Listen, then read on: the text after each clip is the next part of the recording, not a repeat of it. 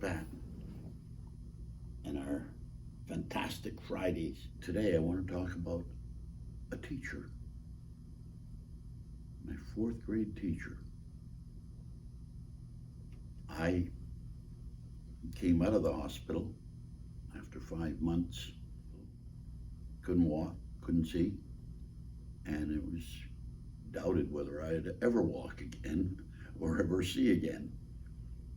The town was going to send me to a school for the blind 500 miles from home. And then a fourth grade teacher launched a fight with the town.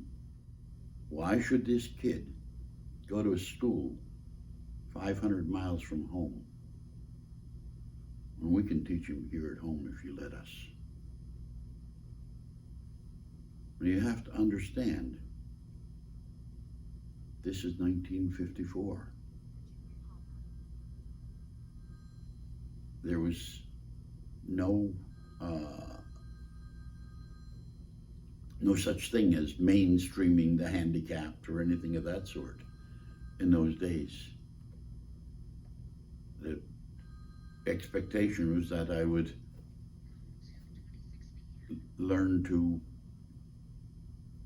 navigate enough to be able to go to the school for the blind in Boston and grow up there, a residential school for blind kids.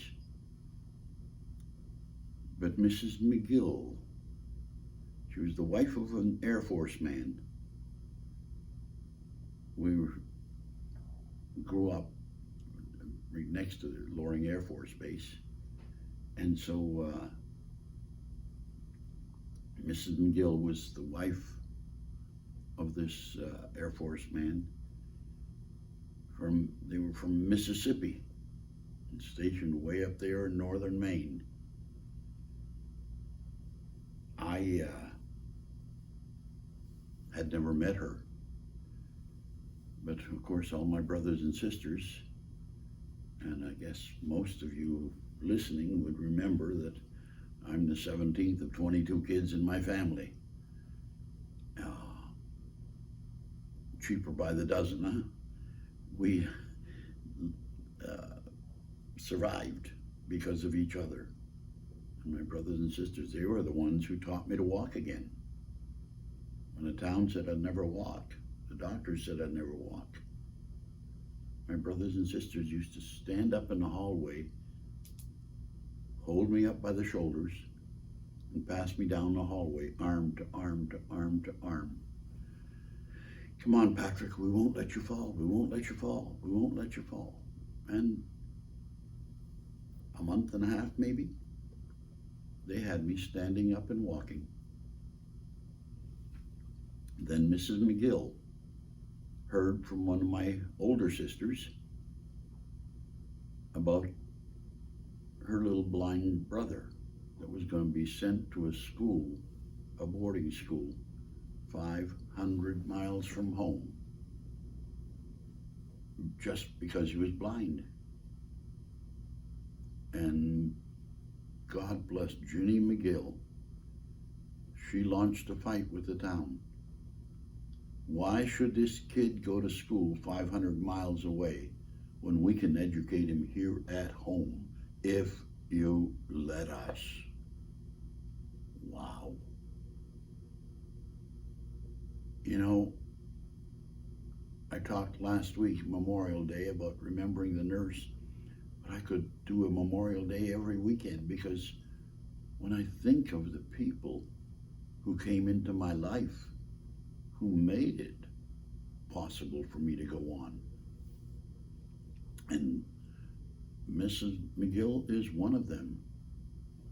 She just fought. She wouldn't take no for an answer. At least give us a chance to try. We can educate him here at home. And so, thanks to her persistence and a beautiful principal of the middle school, we called it, Mr. Lauritsen, he said, Okay, we'll try it. But I am sure there was a big onus on her shoulders. If it fails or there's a problem, you're to blame. But anyway, uh, I never forget going to school that first day. They wouldn't let me go in with all the rest of the kids. They were afraid the Russian kids and everything of this sort. I might get hit and fall down. So they waited till school was in session, and then they brought me in. And she took me into her classroom and couldn't do enough. She showed me around the classroom where things were, and then she started working with me bit by bit. She wanted to know what I knew already. That was the fourth grade. I had finished my third grade before going to the hospital, and now this is a year and a half later, and I'm going through her instructions, and she got me through. It was incredible. She taught me to memorize. She saw how my vision by then was pinpoint. You could see straight ahead, no up and down, no left or right, just straight ahead. And she said, "You're not going to be able to read everything one letter at a time. You're going to have to learn to memorize so that you don't have to go back and reread.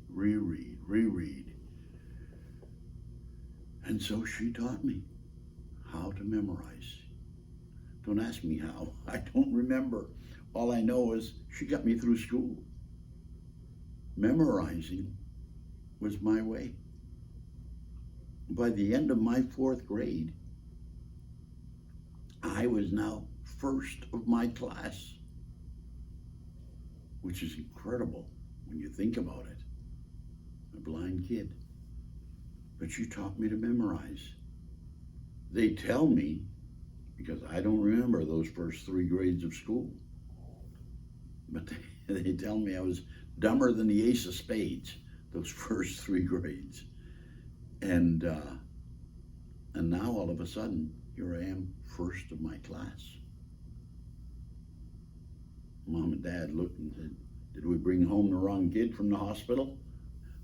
But somehow, that was such a gift. Thanks to Mrs. McGill. She taught me everything that year.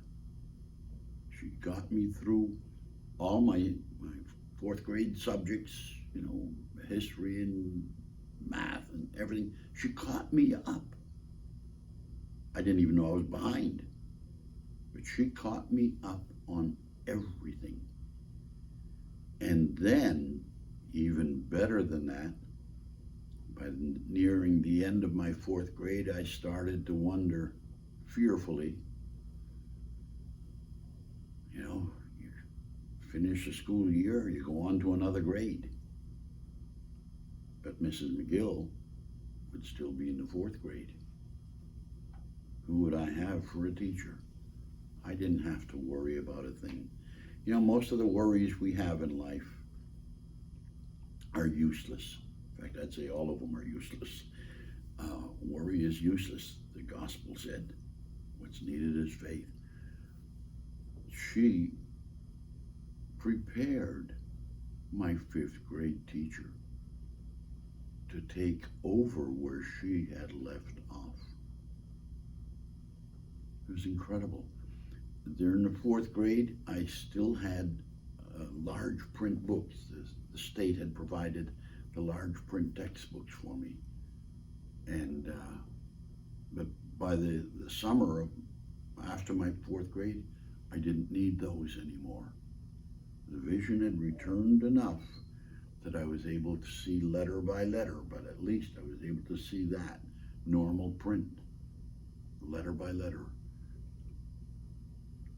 And so now I went on into the fifth grade.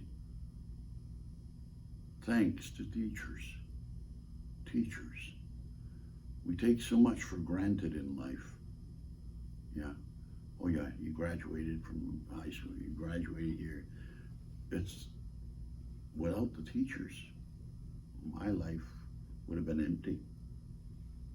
Without the nurses, my life would have been impossible. Without the doctor, Dr. Warren, we couldn't do enough. And now without my teachers, Mrs. McGill just couldn't do enough to get me through my fifth grade. I was being prepared for my life ahead and didn't even know it. Didn't even know what lay ahead for me. But thanks to her, I got into the fifth grade and my grades kept up, everything. I was just amazed. Just amazed. People would marvel at it. I didn't, because I didn't know any other way. I didn't know what I had lost and now what I had gained. It's amazing. I don't remember too much of those years of schooling, but they got me through. It's incredible when I look at life now. And, you know, it's easy to take pride, but I take pride when I forget. As long as I remember all those who made it possible for me to go on, there's no room for pride. I can't look and say, look what I've accomplished. Look what I've done. No, it's all those who were there to make it possible for me.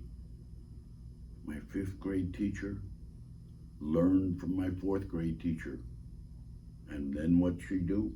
She taught my sixth grade teacher, Mrs. Robinson,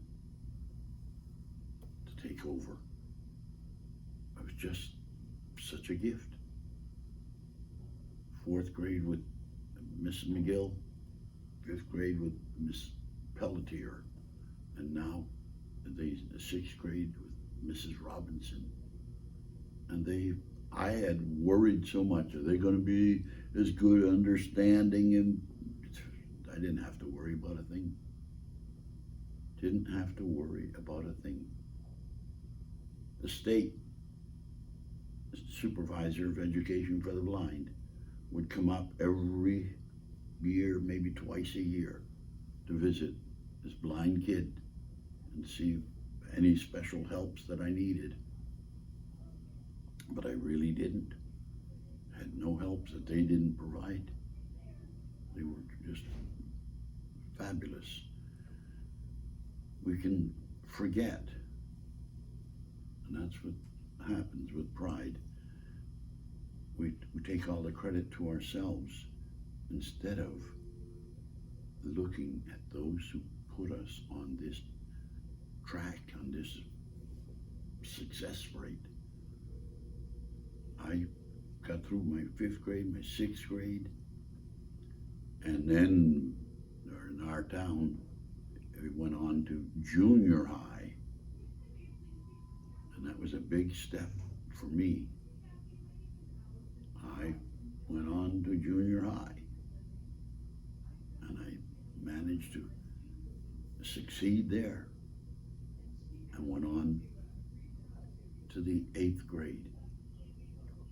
We graduated from the eighth grade, and had a graduation, everything, before entering high school. High school was a horse of a different color. By then, I was starting to wonder. I saw how my life had not only been spared, but had been so enriched by the teachers, the nurses, the doctors, my parents, my loved ones. They had made my life what it was. I didn't make it, they did. And what a gift that was. But now, as I prepared to enter high school, I wondered, what would I do with my life? What would I do with the life that was so preciously saved for me? My brothers and sisters grow up and go off to do work or whatever. I wondered. We were poor. My dad couldn't read or write his own name. We could build a house and all the furniture in it. And I always wondered, what would I do with my life? The rest could grow up and take care of themselves. But how often I heard it. Somebody, make sure you take care of Patrick. Don't let Patrick alone over there. Take care of Patrick. He can't do it. I grew to hate the word can't. I'd grind my teeth when people would say, somebody's got to help him. He can't do this. I'd say, give me a chance to prove it. And with God's help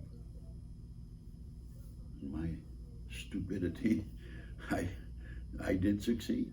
I went through. In my 9th grade,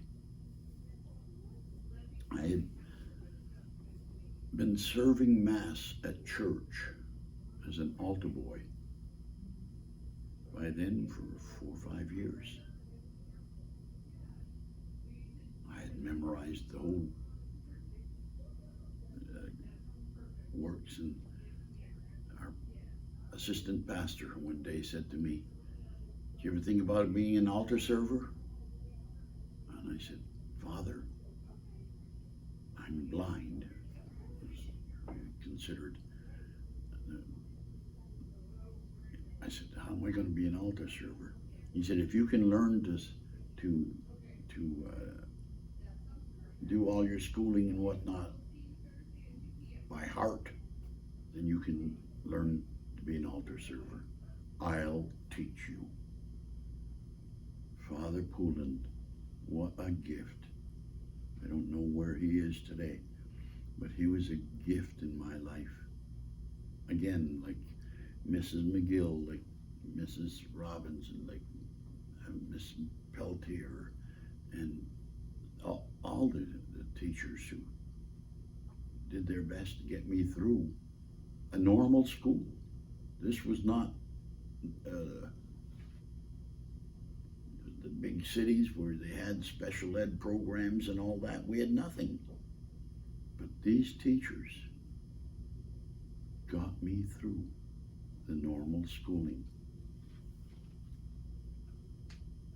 As we looked at Memorial Day this past week, I think I got to make every day a Memorial Day where I remember those who've made my life what it is.